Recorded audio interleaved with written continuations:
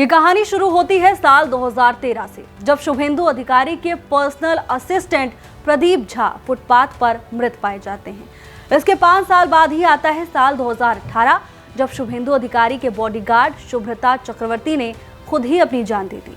साल 2021 शुभेंदु अधिकारी के सहयोगी और ड्राइवर पुलक लाहरी की रहस्यमयी तरीके से मौत हो गई।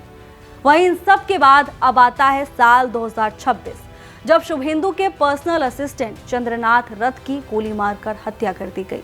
पिछले 13 सालों में शुभेंदु के 4 करीबियों की रहस्यमयी तरीके से मौत हो चुकी है, लेकिन कैसे?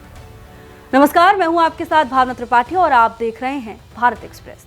3 अगस्त 2013 शुभेंदु टीएमसी यानी तृणमूल कांग्रेस के सदस्य थे। तब वो लोकसभा सीट से सांसद भी थे। उसी दौरान उनके पर्सनल असिस्टेंट प्रदीप झा कोलकाता के स्ट्रिंग रोड पर बने फुटपाथ पर मृत पाए जाते हैं। प्रदीप झा ने शुभेंदु के पीए के साथ टीएमसी विधायक हाजी नरूल इस्लाम के भी पीए के तौर पर काम किया था। एक प्रतिष्ठित मीडिया रिपोर्ट के मुताबिक प्रदीप झा की उम्र 42 साल थी और वो बारासा के चरक डांगा के रहने वाले थे। 3 अगस्त की सुबह को पुलिस को एक फोन आता है, जहां फोन करने वाले ने बताया कि सड़क पर एक शख्स बेहोश पड़ा है। पुलिस तुरंत मौके पर पहुंची तो वो शख्स कोई और नहीं बल्कि प्रदीप झा ही थे। उन्हें तुरंत अस्पताल ले जाया गया, जहां डॉक्टर्स ने उन्हें मृत घोषित कर दिया। और इसको लेकर कुछ मीडिया रिपोर्ट्स में ये भी कहा गया है कि मौत के दौरान प्रदीप झा नशे में थे। रिपोर्ट के मुताबिक उनके पेट में लगभग 700 मिलीलीटर शराब पाई गई थी। श्वास नाली में खाने के कुछ पार्टिकल्स फंसे हुए थे और उनके चेहरे पर चोट के निशान भी पाए गए थे। हालांकि आधिकारिक तौर पर प्रदीप की मौत की वजह को लेकर अभी तक कोई पुष्टि नहीं हो पाई है। इस घटना को बीते 5 साल ही हुए थे। तब साल आता है 2018 और इस दौरान शुभेंदु राज्य के परिवहन मंत्री थे। 13 अक्टूबर को खबर आई कि शुभेंदु अधिकारी के घर के पास पुलिस बैरक में उनके बॉडीगार्ड शुभ्रता चक्रवर्ती के सिर में गोली लगी है। उन्हें तुरंत अस्पताल ले जाया गया। अस्पताल में उन्हें एडमिट कराया गया, लेकिन इलाज के दौरान अगले दिन ही उनकी मौत हो गई।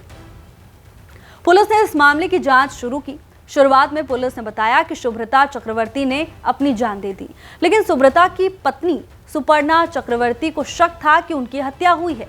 इसको लेकर भी कई मीडिया रिपोर्ट सामने आई, जिसके मुताबिक सुपर्णा ने शुभेंदु को इस मौत का जिम्मेदार ठहराते हुए साल 2021 में नए सिरे से जांच की मांग की। इसके बाद ये मामला सीआईडी के पास पहुंचा। सीआईडी ने धारा 302 यानी हत्या और धारा 120 बी यानी आपराधिक साजिश के तहत एफआईआर दर्ज की। जांच के दौरान सीआईडी ने शुभेंदु अधिकारी के घर के पास की बैरक में सीन रिकंस्ट्रक्ट किया और कई पुलिसकर्मियों से पूछताछ भी की। इसको लेकर बताया गया कि पूछताछ के वक्त शुभेंदु घर पर मौजूद नहीं थे। इस मामले ने तब और तूल पकड़ी जब शुभेंदु टीएमसी छोड़कर बीजेपी यानी भारतीय जनता पार्टी में शामिल हो गए। बीजेपी ने उस दौरान शुभ्रता की मौत को राजनीतिक बदले की भावना बताया, तो वहीं टीएमसी ने कहा मौत का सच सामने आना चाहिए। हालांकि इस मामले में अब तक कोई पुष्ट जानकारी सामने नहीं आ पाई है। इस मामले की जांच चल रही थी कि शुभेंदु के एक और करीबी की मौत की खबर सामने आई। साल था 2021। साल 2021 में पश्चिम बंगाल में विधानसभा चुनाव चल रहे थे। शुभेंदु नंदीग्राम सीट से मैदान में थे, वही सीट जहां से ममता बनर्जी भी चुनाव लड़ रही थी। चुनाव हुआ, नतीजे सामने आए। ममता को हराकर शुभेंदु चुनाव जीत गए।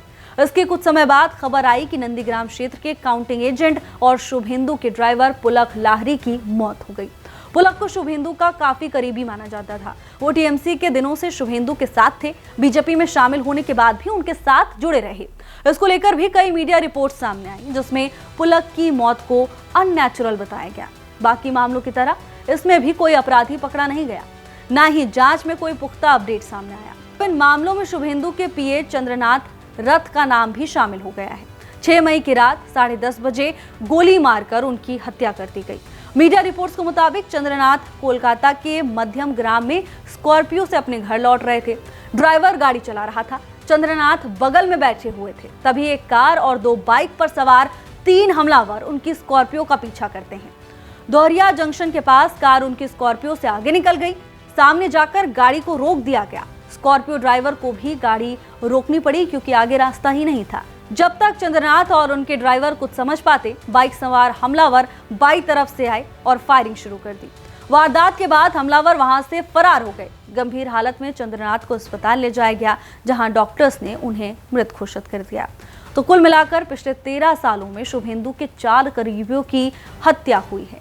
एक फुटपाथ पर मृत मिला, एक की गोली लगने से मौत हो गई, एक की अननेचुरल डेथ बताई गई और अब एक की सरेआम गोली मारकर हत्या कर दी गई।